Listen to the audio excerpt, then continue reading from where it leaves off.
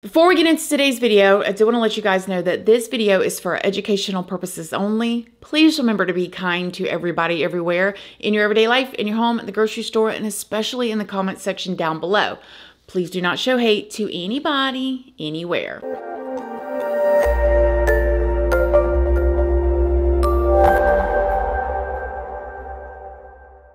Good morning, my lovelies, my beauties, my friends. My name is Christina and welcome to my channel. If you're new here, thank you so much for clicking on this video. I really hope that you will subscribe, stick around, take a chance in hearing some things that I have to say. And if you are a returning subscriber, y'all already know, y'all are my babies. So good morning, good morning, good morning. How is everybody doing today? I hope you all are having an amazing day. I hope you all had a wonderful week. I hope you guys are getting geared up for a nice weekend. It's cooling off here in Florida a little bit. I mean, my cooling off here is probably totally different than a lot of y'all's cooling off, but starting to cool off. It's feeling a lot more like we might be heading into fall, even though I think we are technically in fall. And I hope you guys get outside this weekend. So in today's video, we're going to be talking about the case of Sidney Powell. And, you know, a lot of us have had kids that have gone off to college, right? Or maybe some of y'all are in college, or maybe some of y'all's grandchildren went off to college. And that is like typically like such an exciting time, right? As parents too, we are excited for them. Like, go experience life, do your schoolwork, do what you got to do, but have fun, make new friends, be safe, have experiences. And it's just really a bittersweet, because we're sad when they leave, type of time. Well, I'm sure that is what Sidney Powell's family thought when they sent her off to college, but I'm sure that they never expected for things to turn out the way that they did. So I'm going to do like I typically do. I'm going to tell you guys this story from the best of my ability with the public information that is already out there. And then at the end of this video, I will tell you guys my opinions, if I think that the system got it right, and just what I think about it. So let's just start at the beginning. Sidney Powell is the oldest of two children to Steve and Brenda Powell. She has a younger brother named Andrew, and the Powell family planted their roots in Akron, Ohio, and lived a seemingly normal life. Sidney's mother, Brenda, actually worked at the children's hospital there in the cancer unit. I heard Brenda's mother speak about her daughter, who was actually, this woman was technically Sidney's grandmother, and say that most people that she knew did not work in like the cancer part of the hospital for long periods of time, because it's just too hard on them, right? You see little ones sick and not make it. However, Brenda stayed. She stayed for many years working with these little ones in these very vulnerable and scary situations, and she just had a heart of gold. Everybody that knew Brenda, Sidney's mom, just loved her. She was so kind-hearted and giving, and she was very close with her daughter, Sidney. Brenda and Sidney were even described to be as close as best friends. They hung out every day, and even when Sidney would go off to college, she talked to her mom every day. They were just two peas in a pod. Now, growing up, Sidney did really well in school. Her parents couldn't have been happier with her, and Sidney had lots of friends. She played soccer and ended up graduating high school in 2018 as an honor roll student. Sidney's friends would say that if you didn't know Sidney, or she didn't know you at first, she would be shy and quiet, but once she got to know people, she was very bubbly and open and outgoing, and people just really loved to be around her. Now, when Sidney graduated high school, her parents sat her down to have a conversation with her to discuss like, what is the next steps, okay? You're done with high school. What do you want to do now? What are your goals? What are your aspirations? We want to help you. After Sidney decided that she wanted to go to college, the three of them had more conversations and settled on the University of Mount Union. The college was about 45 minutes away from their home, and so they felt super comfortable because Sidney would still be within driving distance. And again, Sidney and her mother Brenda were like this, super close. She could just drive over there and see her for the day, or if Sidney, you know, was feeling homesick and wanted to come come home, she could, and it was a good college, and it was a small college, so they went ahead and decided, okay, this is where she's gonna go. Now, because of Sydney's good grades, she did end up receiving a scholarship. Her first semester in college, which she started in 2018, the scholarship paid for like her tuition and her books and stuff, and her parents ended up paying the rest. To make things an even more like wonderful experience, Sydney was able to get a dorm room with her childhood best friend, Lauren. Now, you can just imagine as parents, you're watching your daughter, she's done great in school. You know, as a mother, she's very, very, very close with her. They talk about everything. They go to lunch together. They spend time together. She's going off to this college. It's 45 minutes away. She did get a scholarship. The parents are going to foot the rest of the bill.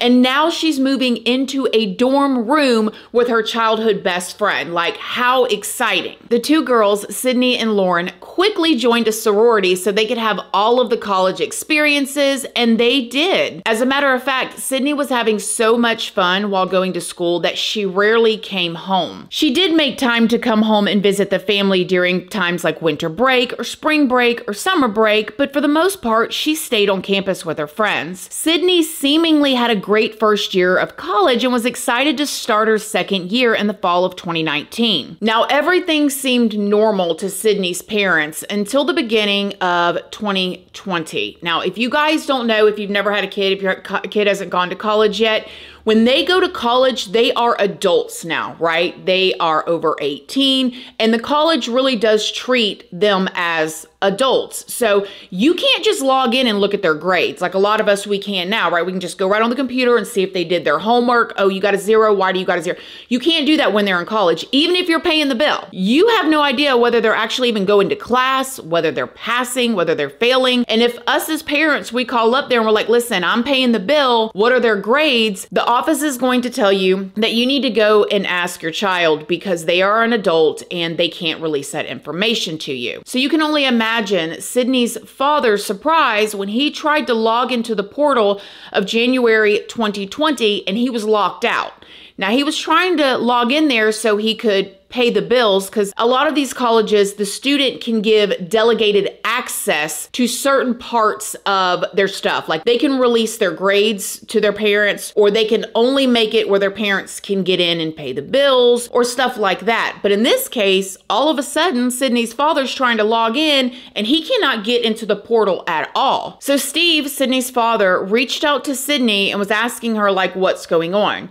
Now, Sydney told her father there must be something wrong with the website. Something's not right here. She said, I'm going to go down to the office and figure it out and I'll let you know. But by March 3rd, Steve was still not able to gain access to the portal. And since Sydney hadn't gotten it fixed and she really didn't have an answer, this is when he called down to the school. When he called down to the school, that's when they told him, listen, she's not enrolled in school here. She doesn't go to school here anymore. When Steve asked the office who he was speaking to at the school, what do you mean she's not enrolled? How long has she not been enrolled? That's when they told him, you have to talk to the student.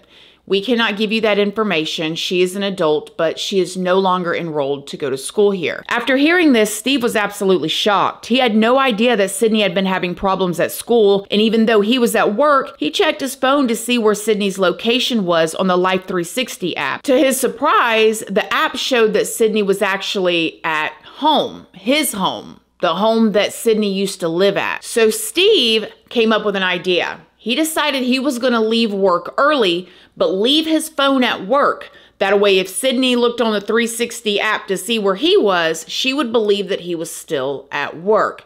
So he left the house and headed home. Steve got to the house at around 11:30 a.m. and sat Sydney down and asked her what was going on. After being sat down and looked at in the eyes face to face by her father, this is when Sydney decided to tell him the truth. She had been put on academic suspension because she had been failing 3 or 4 different classes. It would be later found out that Sydney had been keeping this secret from everyone, even her best friend and dorm mate, Lauren. Typically, when when you get put on academic suspension, you have to move out of your dorm and you're not allowed to attend classes or other school functions. But Sydney, in order to keep up this ruse or this lie and make it seem like she hadn't been put on academic suspension because she had been failing her classes, she stayed in her dorm with her roommate, pretended like everything was normal, and even was attending some classes to pretend like she was still going to school there. But the school has a rule. If you are not enrolled in the school, you cannot be attending the classes. You can't be living in the dorm. Those places are for students. I mean, you guys know they only have so much room in each class and definitely in the dorm rooms anyways, and they need to save that for students that are actually attending the college.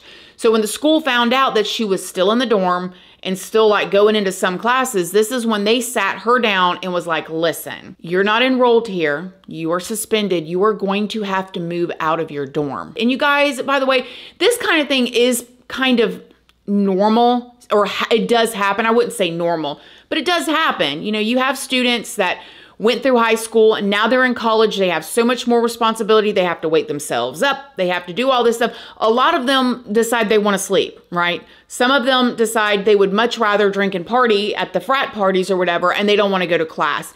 And so this is a thing that happens. However, instead of Sydney going home and telling her parents what happened, this is when she decided she would take the little bit of money that she had and go rent a hotel room.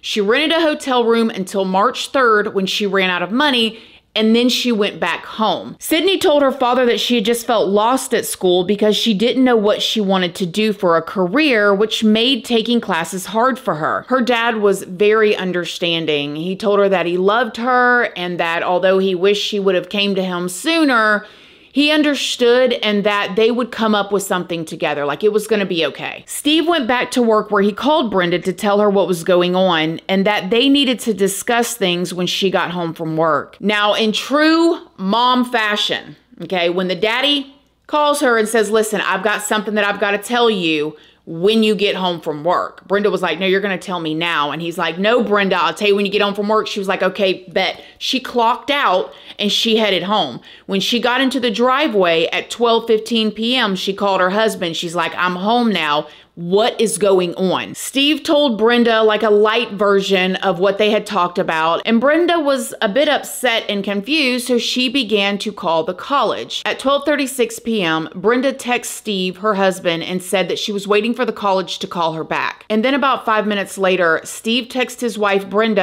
and said, hey, did you talk to Sydney about the college situation? What happened? However, Brenda never responded. Then about 10 minutes later, Steve got a call at about 12:51 from a friend who was a detective. He had heard over the police radio that the police were dispatched to Steve's home. Steve started calling Sydney and Brenda over and over and over again, but neither one of them were answering. As Steve was panicking and calling both phones over and over again, finally, Sydney answered the phone. When she got on the phone with her dad, she said that there had been a break-in at the house. But what Steve didn't know was that Brenda did finally get a hold of the school, and when she did, things took a terrifying turn. Brenda got a hold of a woman named Michelle Gaffney, who was the Associate Dean of Students, and a man named John Fraser, who was the Dean of Students. Michelle would later testify that she was on the phone with Brenda, Sydney's mom, when she heard about 6 or 7 loud thuds, and Brenda quit responding. Now, again, Michelle is on the phone with Brenda trying to explain to her what had went on, I guess, with Sydney, and the other dean is also sitting in the room, and the phone is on speakerphone. So they're talking to her 1 minute, and the next minute they hear thud, thud, thud, thud, thud, thud 7 times, and they're both looking at each other like, Brenda, are you okay? Are you okay? There was a very large or a very loud sort of thud sound, like a pounding or a thud, accompanied by a pretty loud scream. The scream might have actually been first, and then the thud. Okay. As I think about it, and then there was sort of an expulsion. The other sound that I heard at that same time, or right after, was sort of an expulsion of air, like the air was knocked out of somebody. Okay. I'd always heard that expression of the air being knocked, having the wind knocked out of you, but I didn't. That's actually what it sounded like. And then several more repeated thuds, I don't know how to describe the sound. No, and that's okay. And you and Mr. Frazier could hear this from the other end of the phone. From the other, it was on speakerphone, right? Okay. Yeah. Did you hear any communication during these thuds? Just the screaming, and so we were both talking into the phone, saying, you know, what's happening? Are you okay? Do you need help? What's going on? Now get this. Michelle said that her and John, the other dean, were very concerned after hearing that. They actually went ahead and called like one of the dispatchers to go over to the house to check on Brenda. And in the meantime, they were calling Brenda's phone back, trying to make sure, like, is she okay? Did she fall out? What happened to her? And after they called like 3 or 4 times, this is when a woman picked up the phone and said hello. When the woman said hello, this is when John, the other dean, said, "Brenda, is that you?"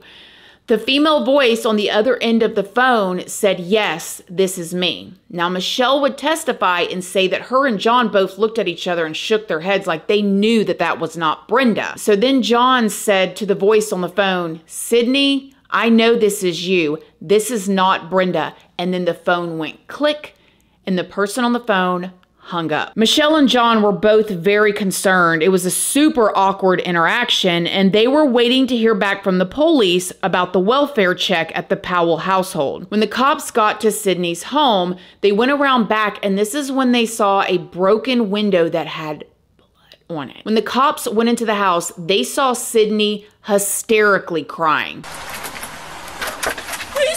She's on the ground. So there's... Who is it? My mom! There's someone broke in the back window. All right, hold on. And she's on the ground. And there's Hold on. Where's your mom? Okay, No, there's so much blood. No, please! Man! She's in the window! No! Stop! Hold on, we gotta figure out what's going on. 1300. Can you sit down? Can you sit down? 09, get that 32 roll real quick. We got a female down. Start some more. Take her outside. Come on. She's okay. Come on. Is she gonna be okay? Come on. I Come on. You just need to cooperate with me, all right? I want my dad. Huh? I want my dad. What happened? What's going on? What's going on? We heard a bang. We heard a bang. And she told me to get out. And then I heard screaming. So I came back and she was on the ground. Okay, you heard a I ran bang. out back. There was a bang. Someone broken.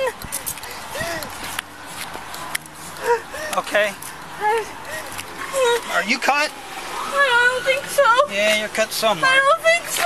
Yeah, your hand. No, I was helping her. I grabbed her. All right, stop.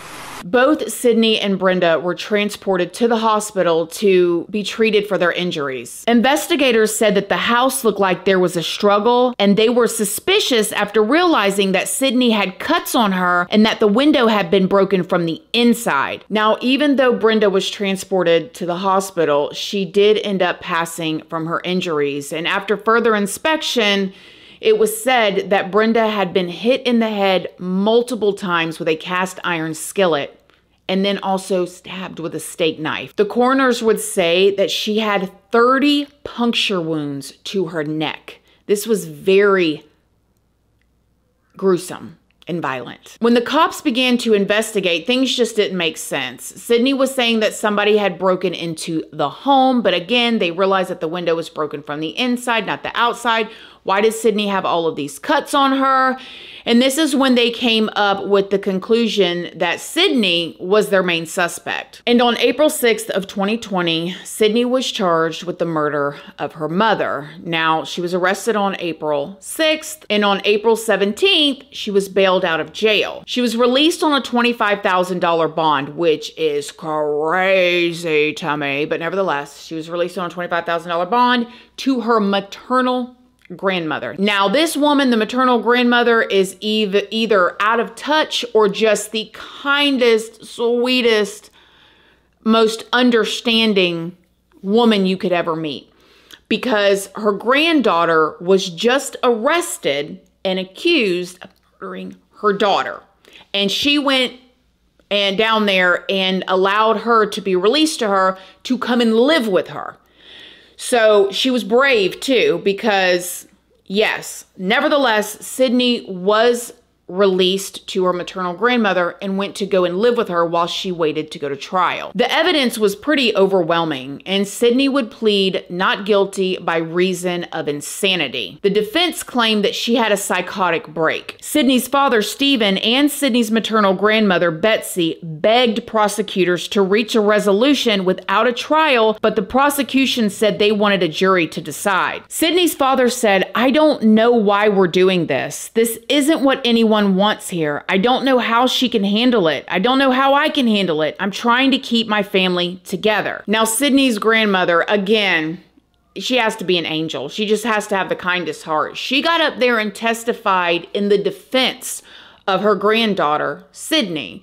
And she talked about how she changed after being put on medication. And you knew that Sydney was supposed to take some medication when she got out of Akron General Medical Center.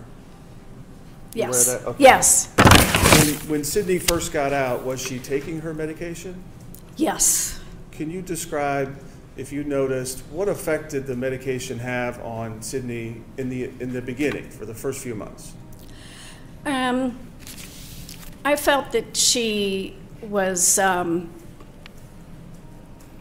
still a bit, I don't know how to describe it, maybe glazed over a little bit. She took it like clockwork, but I felt that it was dragging her down a little bit until she adapted to it. Come a time where you noticed any improvement in Sydney's kind of demeanor, her attitude, her personality, her thinking, her process, any of that? Yes, her processing was improving.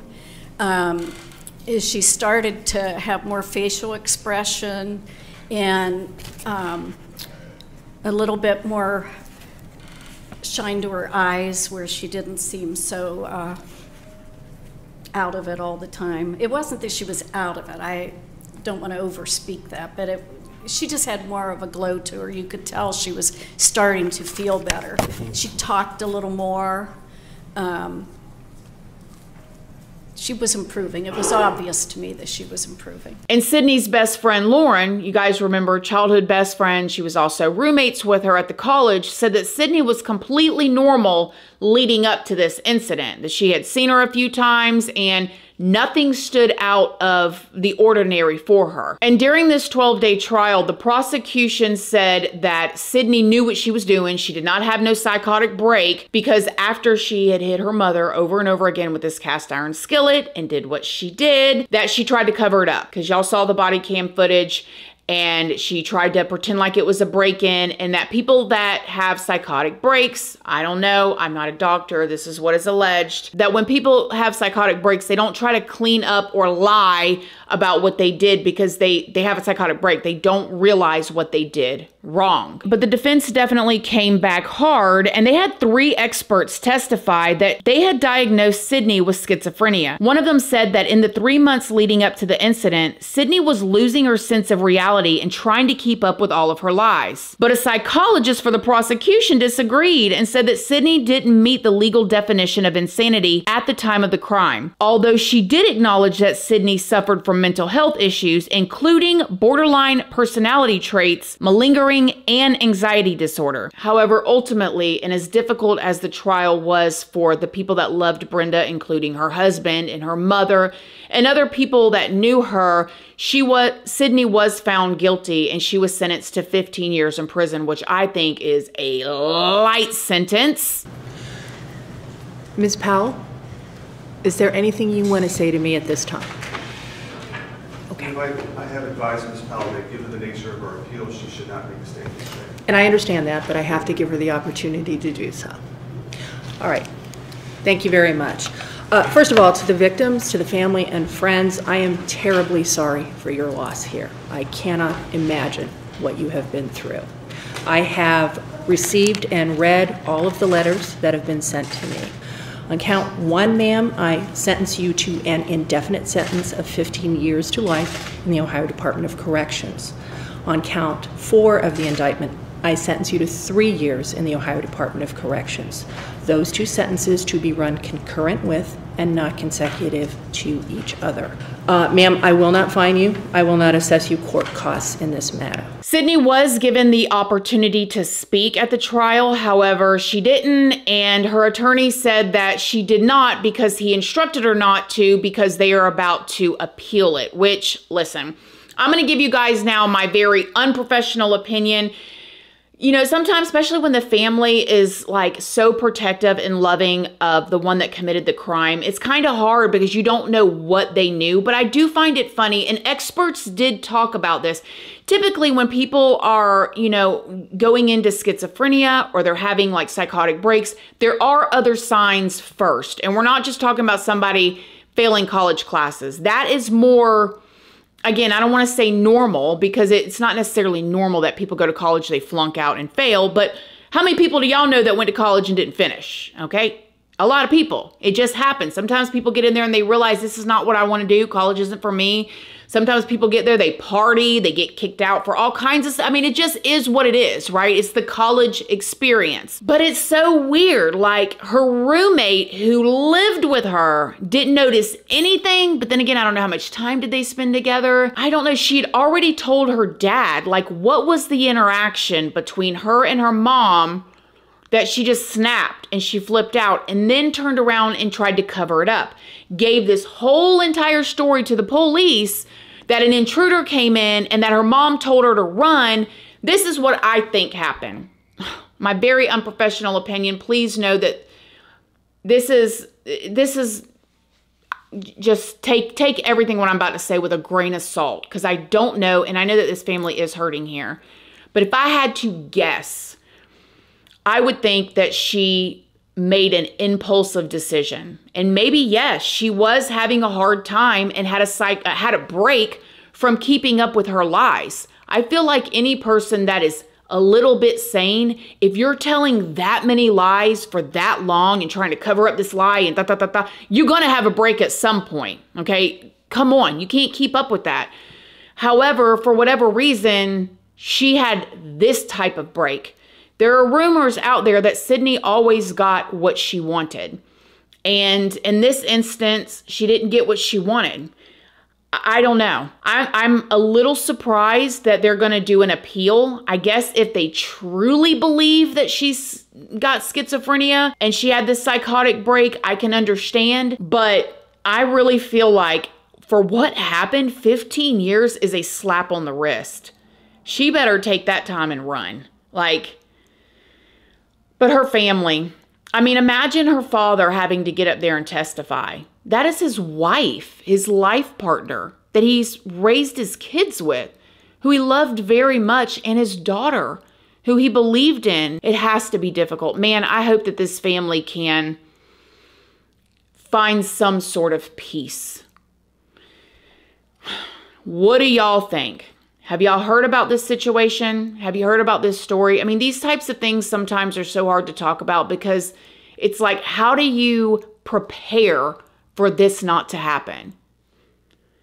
You never think that's going to, your child, your kid, the person that you love. In this case, Brenda was best friends with Sydney. She would never, I mean, what do you guys think? Y'all let me know what y'all think in the comments section down below. Other than that, y'all have a wonderful weekend. Thank y'all so much for being here. Y'all get outside. It's not too hot. Get some fresh air. Go for a walk. Drink your water. I love you guys. I'll see y'all next week. Bye.